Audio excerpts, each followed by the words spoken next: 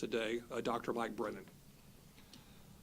So the folks at the Hurricane Center, Mike and his dedicated team of hurricane specialists and marine forecasters have been busy helping communities prepare for the upcoming season, and they will provide the trusted hurricane forecasts that people rely on during the hurricane season this year, which runs, of course, from June 1st to November 30th. Today's news conference is about 15 minutes of remarks by our distinguished speakers, followed by a question and answer session with you, the reporters. We'll first take questions in the room before we move to those participating virtually through our webinar.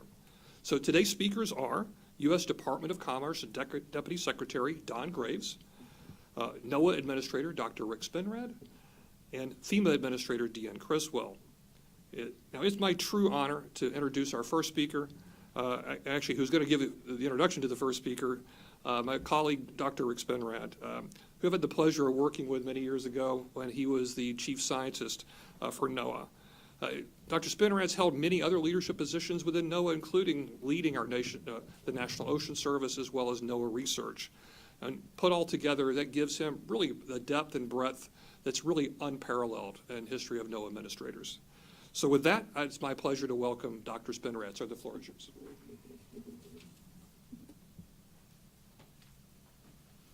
Thank you, Mike. And it is my pleasure to welcome Deputy Secretary Don Graves here today.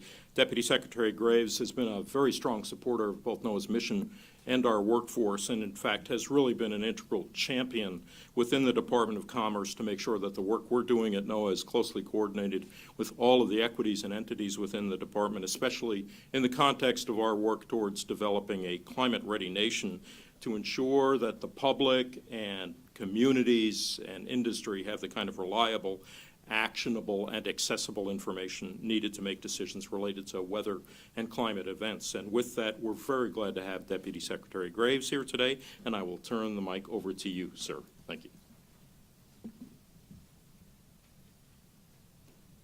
Well, thank you so much, Dr. Spinrad, and thank you all for having me here today.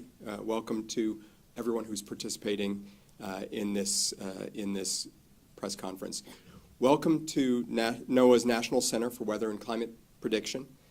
At the Commerce Department, we're fully committed to NOAA's mission to study, forecast, and issue watches, warnings, and other decision support for tropical systems in our ocean basins. Here and in offices across the country, tireless work is being undertaken to forecast major storm systems, from the pilots who fly our hurricane hunters that collect the weather data that scientists use that track the patterns of severe weather events, to the scientists who use that data to make better predictions. It's no mistake that NOAA and the National Weather Service find their home in the Commerce Department. Hurricanes and the destruction they cause can have devastating impacts to affected communities and to local economies. We know that recent hurricane seasons have been particularly busy, with 3 back-to-back La Nina events, which only increase the threat of hurricanes. Last year alone, we saw 14 named storms accumulate, 3 of them hurricanes that hit the United States, causing a collective $117 billion in damages when adjusted for inflation. The World Meteorological Organization retired the storm names of Fiona and Ian, and those destructive storms made landfall in Puerto Rico and Southwest Florida, respectively, and caused billions of dollars of damage. The increasing impacts and risks to U.S. communities from these destructive storms make the work of NOAA and its partners in government, the private sector, and NGOs all the more essential. It's critical that this work goes a long way to better prepare the United States for storms and effectively addresses environmental, economic, and humanitarian impacts to help communities recover from these events. To broaden the impact of NOAA's work, we have to make continuous investments focused on innovation aimed at supporting NOAA's ability to make accurate weather forecasts through implementing more powerful supercomputers, developing upgraded forecast models, extending NOAA's decision support services to local officials who are responsible for public safety, employing better satellite observations, including state-of-the-art GOES and polar orbiting satellites, and expanding community outreach to equip every community in the country with the information that they need to appropriately prepare and respond to potential hurricanes. These investments are critical because preparedness protects property, informs communities, and saves lives. NOAA's investments from the Bipartisan Infrastructure Law and Inflation Reduction Act, $6 billion in total, represent transformative opportunities to support all Americans, including vulnerable populations, in efforts to make our communities even more resilient to future weather and climate events. Just last month, the Department of Commerce and NOAA announced $562 million in recommended funding for projects across the country to help make coastal communities more resilient to climate impacts through the Climate Ready Coasts Initiative. These investments are a key part of NOAA's efforts to build a climate-ready nation, where our country's prosperity, health, and safety benefit from understanding climate change and taking action at all levels to reduce climate impacts.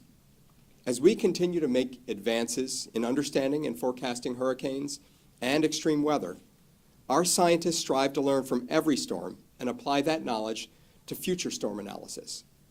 As a result, NOAA's hurricane predictions are more accurate than they've ever been, based on advancements with our new hurricane model.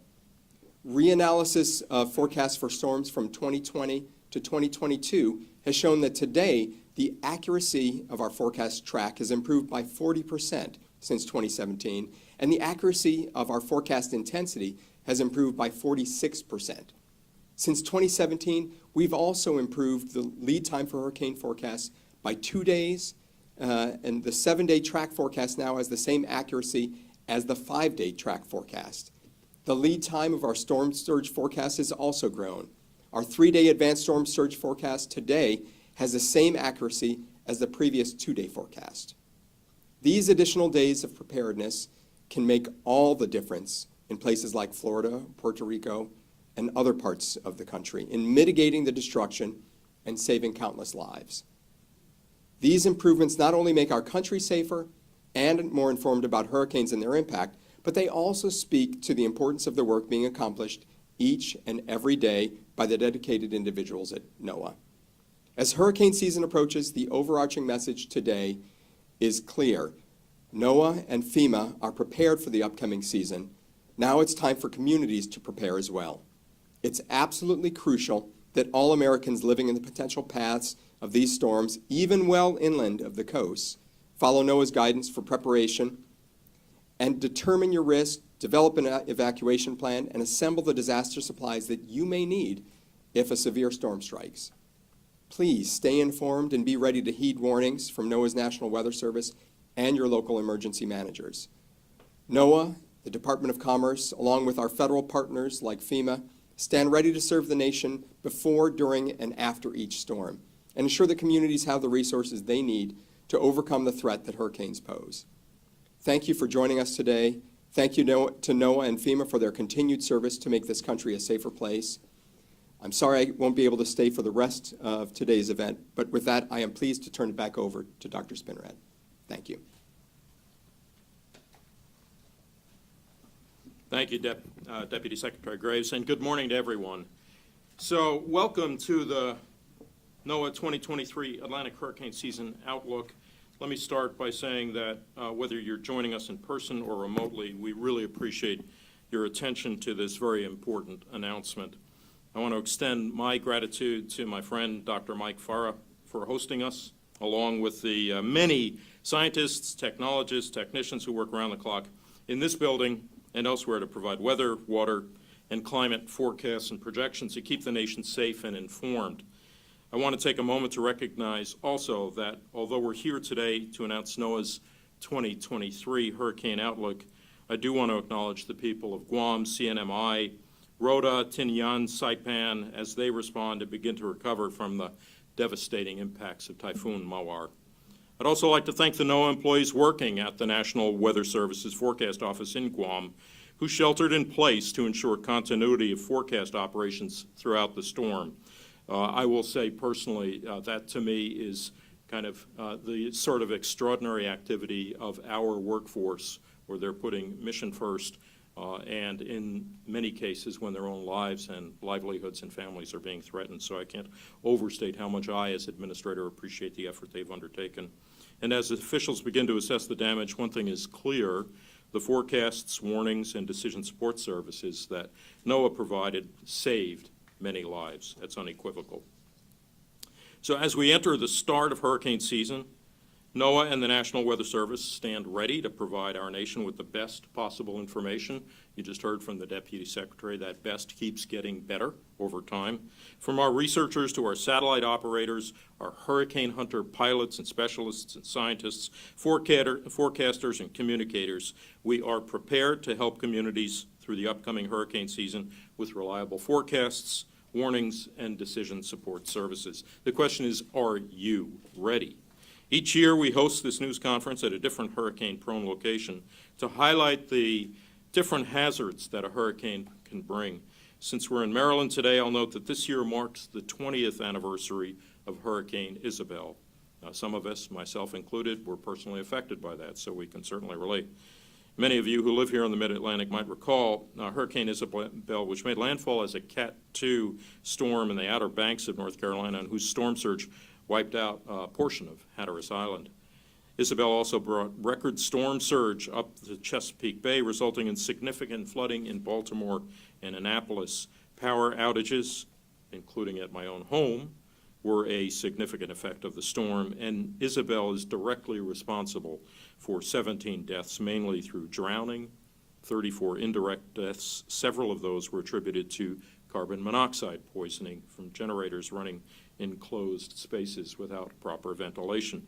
Carbon monoxide poisoning, in fact, is one of the leading causes of death after storms in areas dealing with power outages. Never use a portable generator inside your home or garage. This year also marks the 5th anniversary of Hurricane Florence, which experienced rapid intensification off the East Coast and brought significant flooding to the Carolinas. Riverine flooding, not wind, was the major cause of damage and loss of life in Florence. Damages from Florence are estimated to be $24.2 billion. Recovery efforts from the extensive flooding continued for 8 weeks. These recovery efforts were prolonged by impacts from Hurricane Michael, a destructive Category 5 storm, as it moved inland. Michael dumped heavy rain and brought hurricane-force winds across a huge swath of the eastern U.S. from Florida through the mid-Atlantic. Many of us remember where we were when these storms hit and how they impacted our communities. Marking their anniversaries helps us remember that being prepared means staying prepared.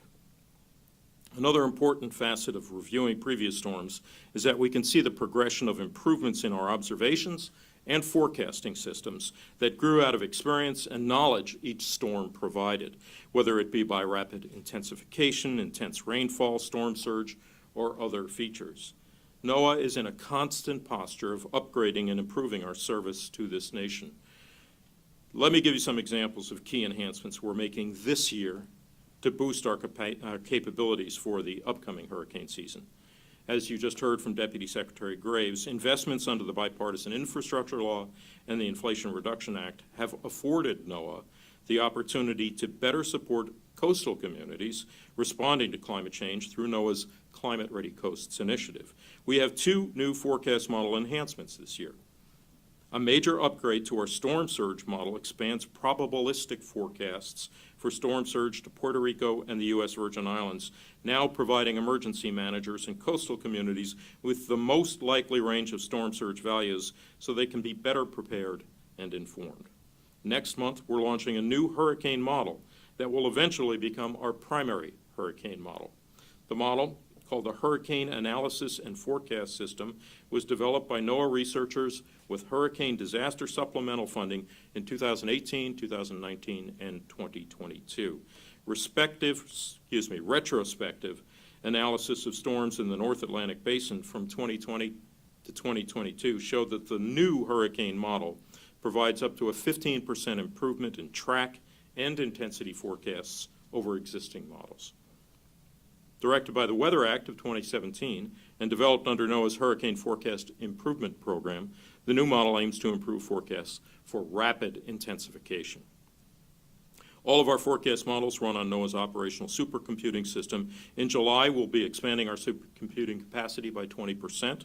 This upgrade will allow us to run more complex forecast models and provide faster and more efficient computing power for operational prediction, research, and development. Once implemented, the system will be able to perform 29 quadrillion calculations per second. The expansion will provide the supercomputing power that's necessary to support forecast model upgrades for years to come. Additional notable product and services upgrades include this year, the National Hurricane Center extended their tropical weather outlooks from 5 days to 7 days. Being able to forecast further out in time helps emergency managers better prepare for the storm. Also, the Weather Prediction Center's excessive rainfall outlook will be operationally expanded out to day 5 this season. Flooding is the deadliest tropical cyclone hazard in the U.S., and these outlooks now provide up to 5 days of lead time on the threat of flash flooding from intense rainfall. This year, we're also continuing to improve on our use of various observing tools to better sense the atmosphere within a storm, as well as the ocean state surrounding the system. This includes unmanned drones, sounding balloons, as well as additional sail drones and underwater gliders. Thanks to bipartisan infrastructure law funding, NOAA's National Data Buoy Center will modernize and upgrade the Tropical Atmosphere Ocean, TAO, buoy array. Data from these buoys are fundamental to understanding our knowledge of El Nino and La Nina, as you just heard the DEPSEC allude to, and our ability to better simulate and predict them in climate models. The El Nino and La Nina climate patterns can influence Atlantic hurricane season. These are exciting investments and advancement that will help our agency support communities living in the path of tropical cyclones. This funding and these new capabilities will go a long way in helping us build a climate-ready nation that's more resilient to the threats posed by climate change. So, without further ado, let's dive into this year's Atlantic hurricane season outlook. NOAA is predicting a near-normal 2023 Atlantic hurricane season. Specifically, there is a 40% chance of a near-normal season, a 30% chance of an above-normal season, and a 30% chance of a below-normal season. For the range of storms expected, NOAA calls for the following: 12 to 17 named storms with top winds of at least 39 miles per hour. Of these, 5 to 9 are forecast to become hurricanes with maximum winds of at least 74 miles per hour. This includes 1 to 4 major hurricanes ranking as Category 3 or above and winds of at least 111 miles per hour. Before I close, I'd like to take a moment to remind you now that it's time to prepare. Remember, it only takes one storm to devastate a community. Regardless of the statistics I shared, if one of those named storms is hitting your home, your community, it's very serious. I'd also like to give special thanks to the skilled and dedicated forecasters at the National Hurricane Center in Miami who work around the clock to deliver timely and accurate forecasts each and every hurricane season, as well as the hurricane hunters who fly hundreds of hours each hurricane season to support critical hurricane forecasting and research, and the numerous members of the emergency management community who are so critical to protecting lives and property. And the experts at the Climate Prediction Center who develop seasonal outlooks, including the hurricane seasonal outlook, which are used as a tool by decision makers, emergency managers, and the public when preparing for the season ahead. And finally, the dedicated forecasters of the National Weather Service who work around the clock in every U.S. community to provide weather forecasts and warnings the entire nation can depend on. The dedication of these public servants quite literally saves lives and safeguards our communities and businesses. And now, it's my pleasure to invite FEMA Administrator Deanne Criswell to the podium. Thank you.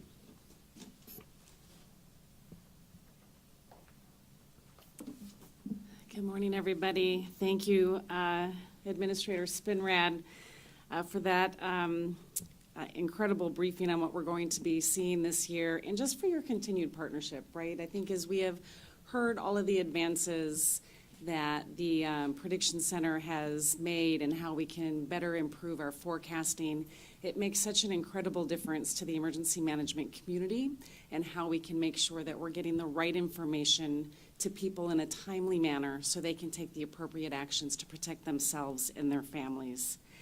We simply just cannot do our jobs without the support of NOAA, the National Hurricane Center, as well as the National Centers for Environmental Protection. But I'd also like to take a minute to thank all of the journalists and the media in the room, because you help us amplify that message. Everybody gets their information in different ways, and your ability to help get out to all communities really makes a difference in making sure we're getting that critical information in a timely manner. I think as we've heard today, the 2023 Atlantic hurricane season is quickly going to be upon us, but we are already in the Pacific hurricane season right now. And as we are seeing the impacts of Super Typhoon Mawar, what we are seeing is that these types of events are increasing and intensifying more rapidly, which is what we saw over the last few days. But it also reminds us, and I think as we've heard today already, that regardless of the number of named storms that are out there, regardless of the time of year, whether we're in the peak of hurricane season or not, it just takes one, and it can happen with the very first storm, which is what we're seeing right now. Very first storm of the Pacific hurricane season, causing significant damage. So that means that we do need to prepare today, and so grateful to have this opportunity to get this message out there. FEMA is ready, but we are just one part of the team to make sure that we are increasing the preparedness across the nation. It takes our partners like NOAA and the Department of Commerce, as well as the entire federal family, to make sure that we are ready to meet this challenge, and I can tell you that we are ready to meet this challenge. We take the time to reflect, right? We took the time to reflect on the lessons that we have learned from last year and previous years and carry those forward into this hurricane season. We also want to look at the efforts that we've made and the impacts and the advances that they've made to helping our communities. And so I just want to give you a few examples of some of the things that we have done to make sure that we can help communities before, during, and after disasters better every year. One of the areas that I have been very focused on is our ability to try to meet people where they are. Instead of having individuals and having communities try to navigate the federal government, how do we bring those services to the people?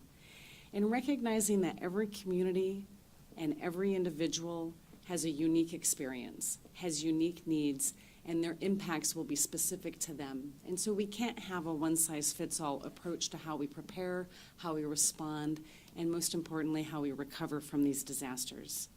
And so we did a few things over the last year to make sure that we are living up to meeting people where they are. We changed our policies to make sure that those who need our help the most have the ability to access that help, and that we're removing barriers so those that are eligible for assistance can actually access that assistance. One of these things was a policy change to the types of documentation that we accept to prove that you own your home or that you occupy your home. And because of this update, I'm very proud about the number of individuals that have been able to get assistance. Since we made this change, over 128,000 individuals and families have been eligible for assistance, bringing over $754 million into their pocketbooks to help them jumpstart their recovery.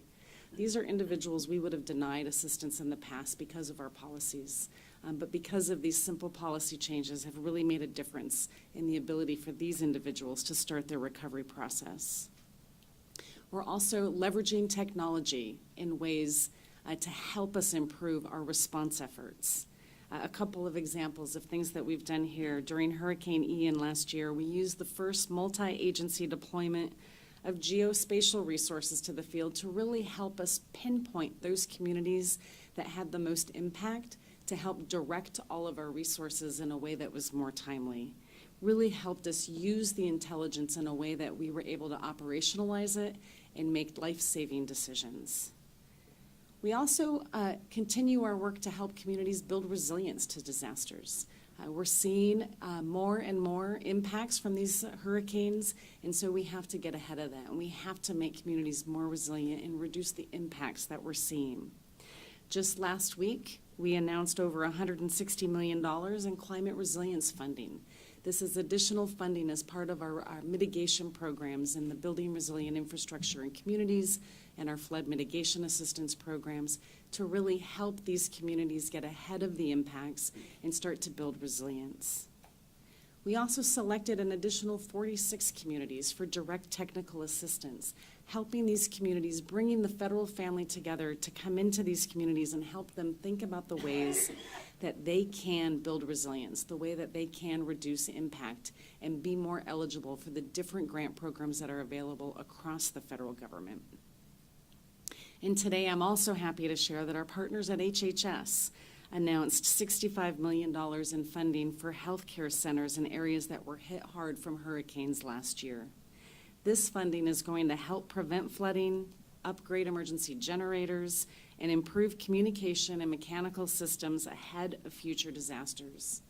This is yet another example of the Biden-Harris administration's whole of government approach to making sure that our communities are more prepared to withstand the impacts of these extreme weather events. And as I said, we are just one part of the team. FEMA is not in this fight alone. And one of my main focus areas is making sure that those that may have been impacted or may be impacted by a hurricane are also ready. Because our best defense against disasters is our local community. Our neighbors helping neighbors, they are our true first responders. And so as we heard, the time to prepare is today. The time to prepare is now. And so there's 3 things that I think everybody should do today. First, know what your risk is. Hurricanes, they are more than just the cone that we see.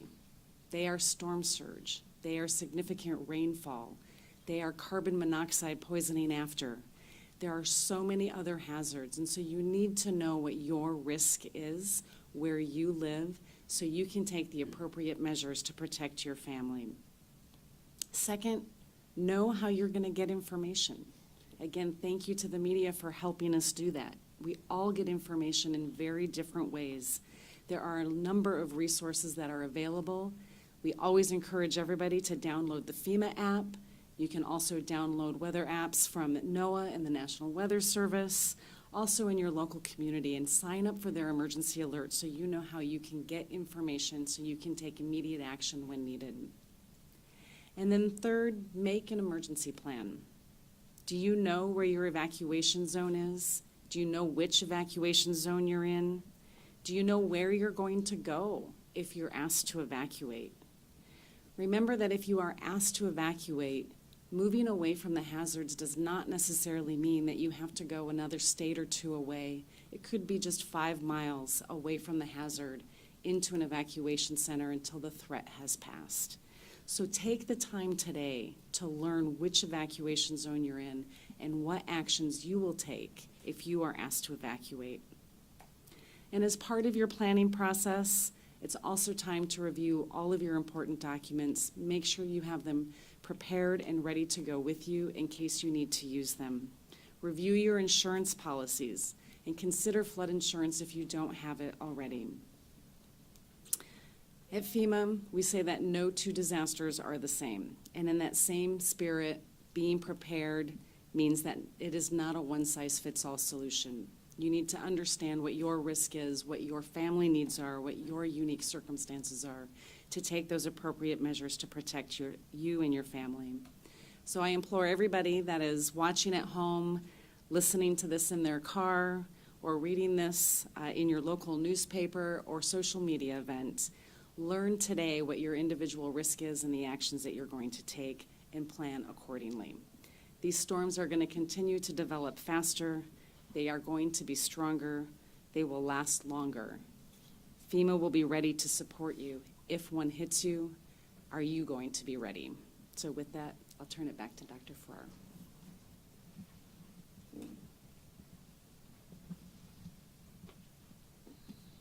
Thank you so much, Administrator Criswell. Before we moved on to the Q&A portion, I'd like to I'm sorry, that's the wrong one.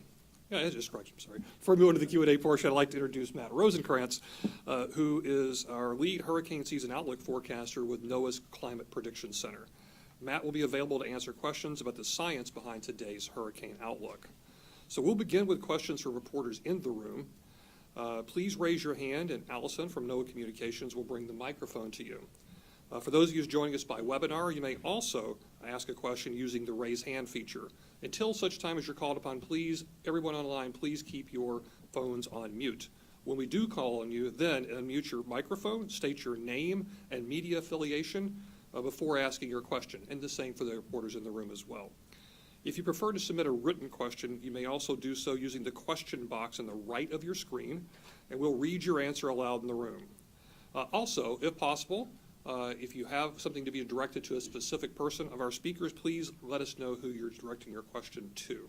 And we'll do our best to answer questions in the time available. So for now, we'll take the first reporter question in the room. Seth Borenstein, AP. For Matt, in terms of the forecast, I assume, like others, you're dealing with the clash between El Nino dampening and the very hot Atlantic increasing. Can you explain a little the dynamics there in your forecast? And more importantly, El Nino, once it happens, you know it's going to be around for a few months. How confident are you that the hot Atlantic, the record hot Atlantic that we're seeing now, will be there for a few months? And can you give some insight onto why it is so warm? So, yeah, those two things did come into the forecast. The interplay between the El Nino and the favorable conditions across the Atlantic, not just the sea surface temperatures, but as well as the wind patterns and the shear patterns that are over the Atlantic, as well as the predicted shear patterns over the Atlantic. So it's kind of like a clash between those two big features. El Nino can control about 33 to 38% of the variance, so it's not all of it. The sea surface temperatures in the Atlantic should stay around for months through the summertime, once they're established. Overall, the patterns in the Atlantic that are favorable, they change in what we call the Atlantic multi-decadal oscillation. They change every 25 to 40 years. Now, the specifics as far as how warm it is this year, we are warmer than we were last year. We're about as warm as we were in 2020. Once we move into the summer season and you establish kind of strong high pressures over the Atlantic Ocean, over most of the ocean basins, it's very hard you're not going to disrupt that tropical temperatures as much. You can disrupt the mid-latitude with storms, but not as much the tropics. So once it's kind of established, it's likely to hold on just as long as ENSO is likely to hold on through the entire season. Now, El Nino, right now the forecast is a 93% chance for that to be an El Nino phase during the core of the Atlantic hurricane season, August, September, and October. But that is likely to last many, many months.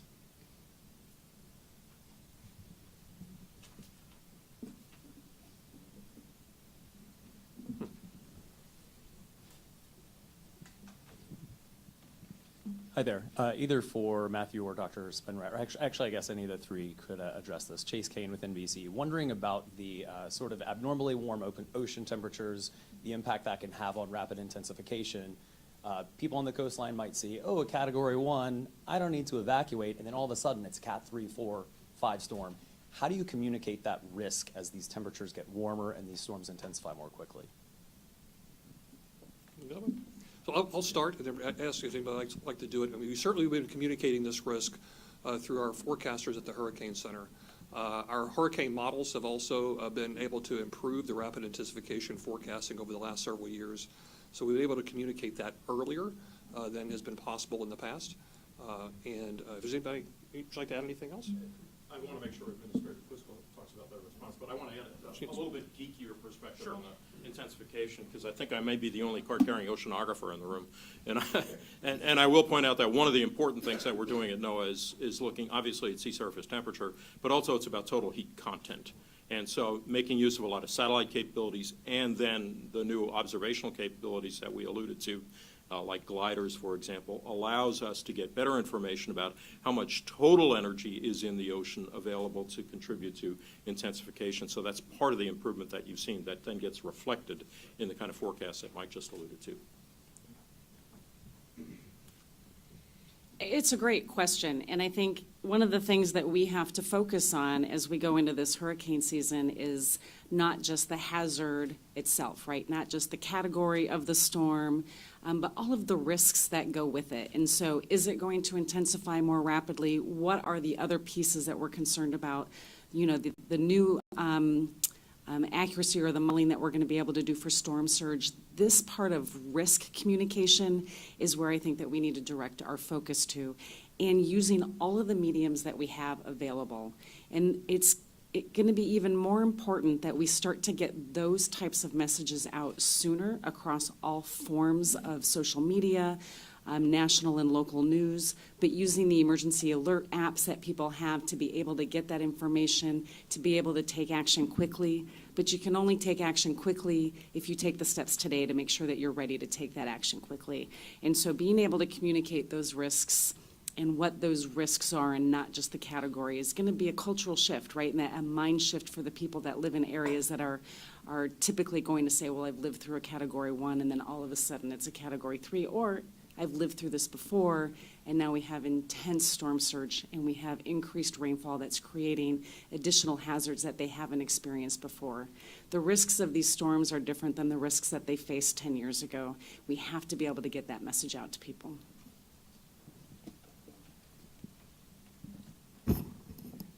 Hi, I'm Tom Frank from E&E News. I have a question for you, Administrator Criswell, about FEMA preparation. First, the disaster relief fund, you said it's going to run out of money in August and that you're going to ask for more money. I want to ask, have you put the request in? What's the status? And then also FEMA staffing. The GAO just put out a report Right. talking about shortfalls in staffing. What are you doing about that? So on the disaster relief fund, yes, we're still projecting a shortfall. I believe it's in August now. It's been pushed back. And we are still working with the administration on what a supplemental request would look like. I can tell you that we will always have enough money to be able to respond and make sure that we can support any life-saving efforts that need to happen. But if we do end up with a shortfall, we would see some impacts to the ability to continue ongoing recovery operations. But we continue to work with the administration on that. And as far as staffing in the GAO report, our staffing models in the past have been based on a peak hurricane season type of planning assumption, but we're seeing the threats and the hazards that we're facing that affect us year-round. January 1 through December 31st, we're seeing an increased and a sustained operational tempo. And so we are taking, steps to re-look at what our planning assumptions are, throw on top of that a global pandemic, supporting other emergency events around the areas that don't necessarily get to Stafford Act declarations like the Ohio train derailment, and we have to relook at what that is. But the GAO report also just focuses on our disaster response force. We also have all of our staff that are at headquarters that we can reassign as needed to support our disaster response. We have our surge capacity where we can tap into all of our DHS partners and other federal partners to come in and support different areas. And we did just get great legislation passed by Congress that gives us USERRA protection that's going to really change our ability to recruit the biggest part and the most critical part of our workforce, which is our reservists. And so they now get job protection. And so now we have the ability to recruit very specifically some subject matter experts, but also broaden the pool of individuals that want to be able to support response operations like this, but have a day job. Now they'll have that job protection to be able to go in and support some of our efforts as needed. And so we're using that as a targeted recruiting tool going forward.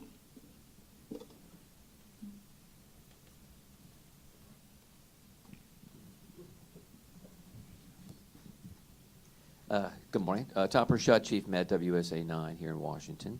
I love computer models, so I'm intrigued with this new hurricane model. Can you talk a little bit about the evolution? Did you start from scratch? Did you take some models and blend them? And when can I get my hands on it? Matt or Rick, I don't know who wants to take that. I can start. Okay, please. So the new hurricane analysis and forecast system is actually being built on the framework of our unified forecast system. This is where we're taking a unified framework for our global and regional models. And so it's been built inside that framework. So we did not start from scratch, but we've added new physics, improved data assimilation and dynamics, and as Dr. Spinrad talked about, right out of the box, the very first time we're going to implement it, at least for the 3 years we ran it in retrospective, we're getting around 15% improvement on track and intensity forecasting that we used to have on our HWRF and HMON limited area of hurricane models. Those aren't the only models. We still make use of the global models like the GFS, our international models like the European model as well, and statistical models. So all those are thrown into the mix, and you add on top of that the expertise of our forecasters at the Hurricane Center. So we're continuing to incrementally improve the quality of our modeling. Oh, it's going to be implemented about a month from now, in late June. Okay, I think we've got our first question online. Yes, we have a question online. We have a hand raised from Lance Blocker. Lance, I am unmuting you now. You have to unmute yourself. Please remember to state your media affiliation before you ask your question. You're good to go, Lance. Yeah, thanks a lot. Lance Blocker here, CBS 17 News in Raleigh. Hey, we've had a lot of talk about the impressive El Nino and the above average sea surface temperatures. How did you guys simulate this upcoming season to reach the forecast with somewhat of a rare, unique combination with the upcoming months? And did you use any emergent technologies like machine learning or AI with that process? So we do have we use the global models, again, from our own center and from our partners around the world, UK Met, European Center. That inherently takes into account the sea surface temperatures in the globe all at once. We do have work with the Atlantic Oceanographic and Meteorological Laboratory that has a specific model that addresses interbasin Pacific versus Atlantic sea surface temperatures. That was injected into the forecast. And then we have a few other statistical models. So those are all put into the forecast. The team met, we discussed them, the weak points, the strong points of each one of the models, and then our consensus forecast was the forecast we came up with. And what was the second part of your question? Yeah, I was just wondering if there was machine any learning. new technology applied to it, machine learning, AI, any of that, or is it still in experimental phase? For this product, that is, machine learning AI is still in a developmental phase for this product. Thank you. All right, thank you. We now have a question from Rebecca Hersher. Rebecca, I am unmuting you. Can you please unmute yourself? Yeah, thanks. Rebecca Hersher from NPR. I'm wondering if it's abnormal to have this many storms forecast, a 70% chance of a normal or above normal year during a year with El Nino. Has that happened before? It seems like a pretty large number. Yeah, so when I look back on the historical data we've had anywhere from 6 named storms to 18 named storms during El Ninos. The stronger an El Nino event, usually the less amount of storms you have. But we are also in an active era, and having a strong El Nino with an active era and such warm SSTs, I've only seen it one other time in the historical record. There's not a lot of analog evidence for it. So it's definitely kind of a rare setup for this year. And that's why our probabilities are not 60 or 70%. They are a little bit to reflect that uncertainty that all of our, combined a couple hundred years of experience doing tropical analysis with the team. When we looked at it, we were like, wow, there's a lot of uncertainty this year in the outlook. So that's why we have those probabilities and the range just the way they are. All right, thank you, Kara. Next, we'll have a question from Kara Corte, CBS News. Kara, I'm unmuting you now. If you can unmute yourself as well. Thank you all for doing this. Administrator Criswell touched on this a bit, but can you all speak to how you anticipate increased intensity of these storms due to climate change this year and beyond? And then also, I believe there were storms fairly late in the season last year. Is that a trend we can expect again this year and in the future? Thank you.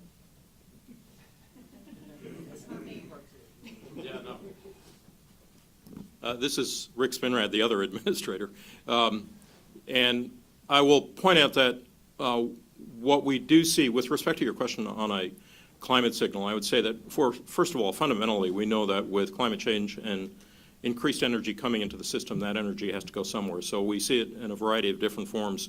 You may see it in slightly more energetic forms. You may see it in storms, rather. You may see it in storms that, for example, yield more precipitation, slightly stronger winds, that kind of thing. And so I oftentimes use the case of Hurricane Harvey, where we saw almost 5 feet of rainfall as an example of the kinds of manifestations that increased energy coming into the system can produce. And you had a second question, which I think might be more appropriate for Matt with respect to some of the statistics. Can you repeat that question, please? Yes, I believe there were storms fairly late in the season last year, later than normal, into November. And so I'm wondering if we anticipate that happening again. So this specific outlook does not have any information about early or late season storms within today's outlook. We have during active years, like 2020, 2021, we do tend to see more early season and late season activity, but that's generally because the entire situation is more conducive to more formations. So if you have an active year, you typically do have more front and back end to the season storms, but not necessarily. But this specific outlook does not have any information, and it's not part of the package that we look at. We're just doing the total season from these numbers.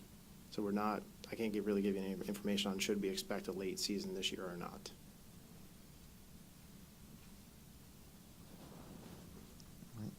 Thank you. Next, we'll go to Scott Dance. Scott, I am unmuting you if you can unmute yourself as well.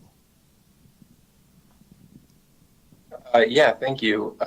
This is Scott Dance with the Washington Post. I was just wondering, is this forecast maybe a sign that global warming and ocean warming in particular could change the way that El Nino behaves in the Atlantic basin in hurricane season, or the effect of it, limit the effect of it in some way?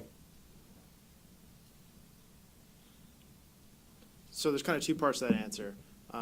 There is open areas of research within NOAA and the academic community on the global response to El Nino or La Nina, and what does that look like in future scenarios with a warming planet. And then as far as, so that's an open area of research that still needs to be investigated. And then as far as this year, El Nino versus the sea surface temperature, as I said, it's a pretty rare condition to have both of these going on at the same time. Favorable conditions in the Atlantic, the El Nino developing. So there's not really a lot of analog for that to look at.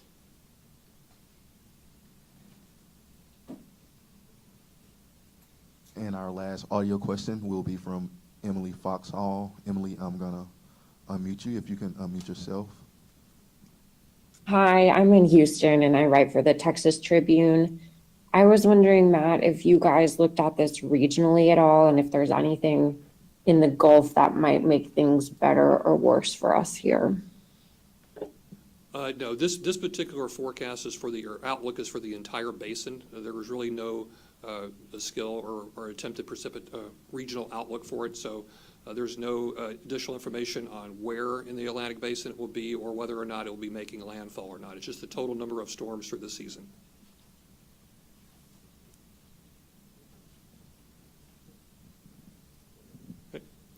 Claire Fiesler with the Post and Courier in Charleston, South Carolina.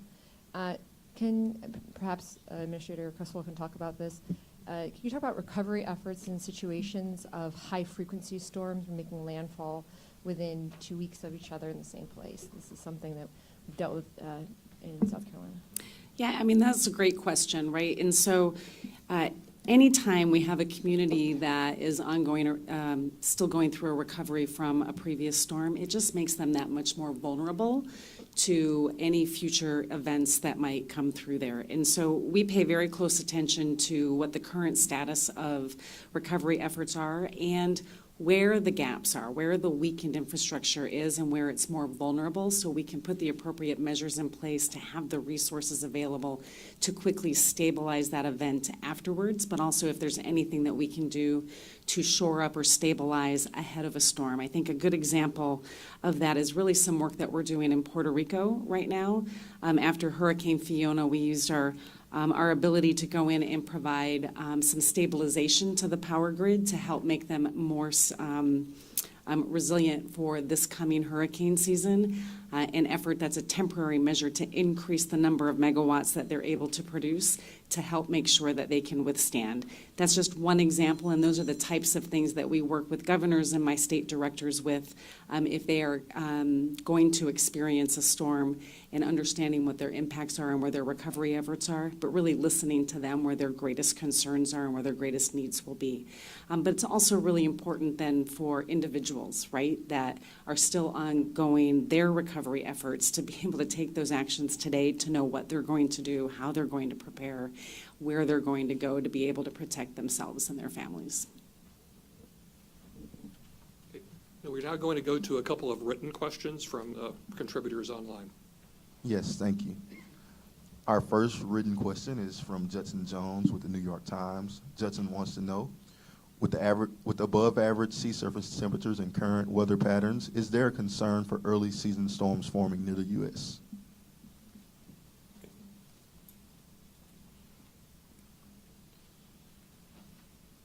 So there is no information in this outlook that would talk about front-loaded early season storms or late season.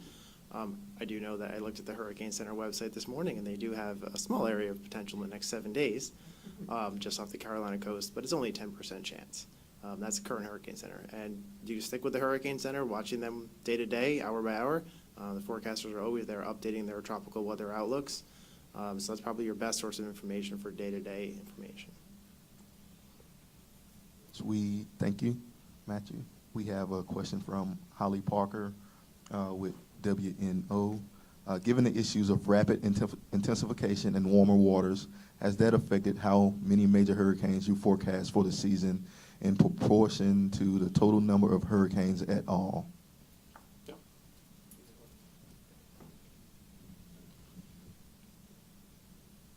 The rapid intensification, the changes in that current years did not play an actual computational impact into the numbers.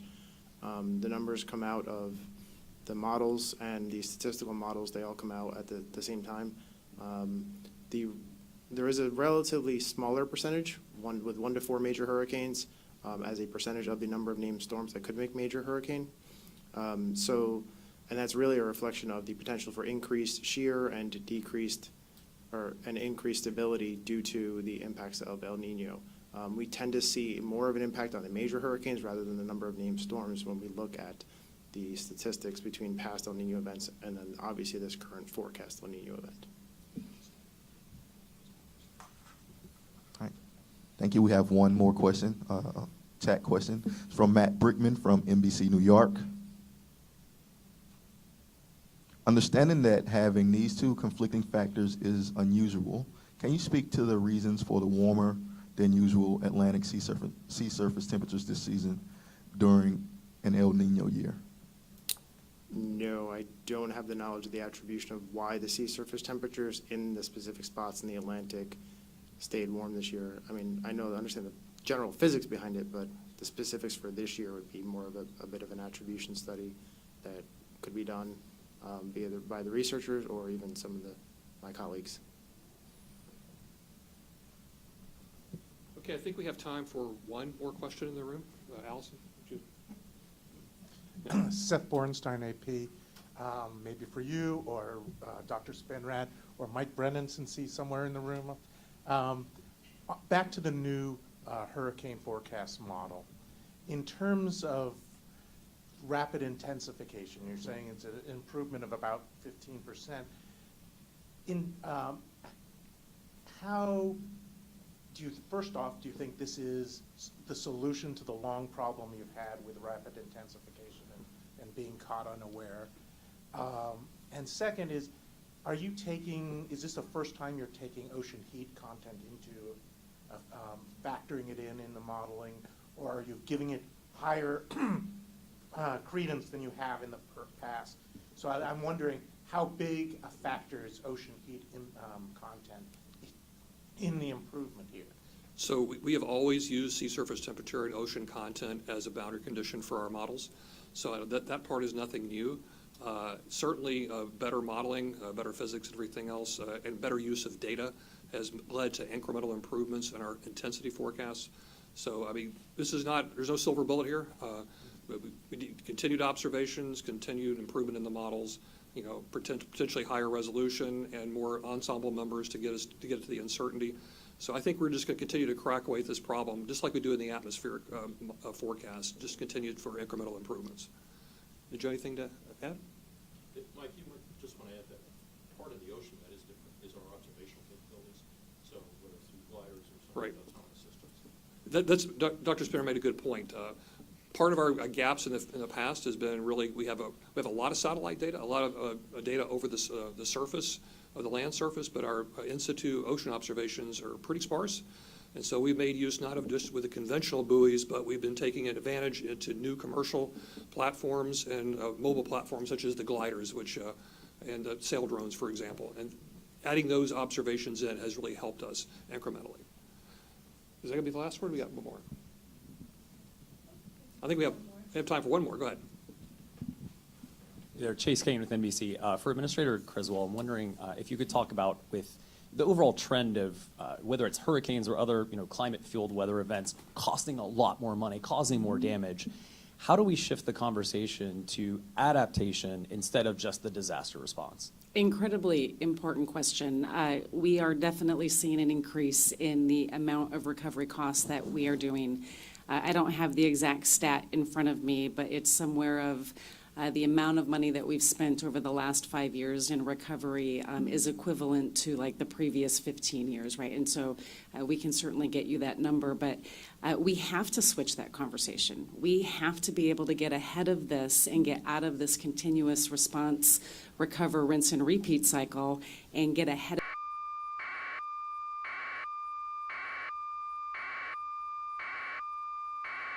Resilient Infrastructure and Communities Mitigation Program, our Flood Mitigation Assistance Program. Also, as we're doing recovery, we have the ability to do mitigation as they're rebuilding to make sure that they can rebuild their infrastructure in a way that's going to reduce the impacts from future disasters. That's just FEMA's part in this, but this takes the entire whole of society to be able to have these conversations, to look at what your future risks are going to be and take the measures today to put the adaptation pieces in place to help reduce those impacts. And it has to be based on the future risks.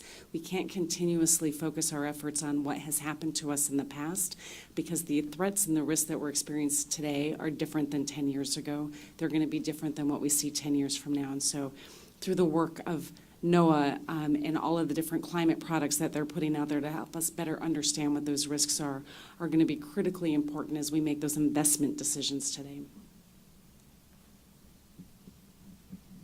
Well, that appears to be our last question. So I'd like to once again thank our speakers for today. Deputy Secretary Graves, who's had to leave before, NOAA Administrator Dr. Spinrad, FEMA Administrator Criswell, and our lead hurricane forecaster Matt Rosenkrantz. A reminder that the news release for today's announcement is available at noaa.gov.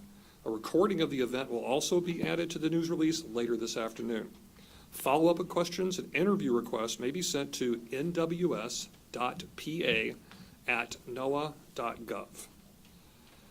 So thank you all for coming. I really appreciate all your wonderful questions and interaction. And that concludes today's press conferences. And thank you for joining us, and have a wonderful day.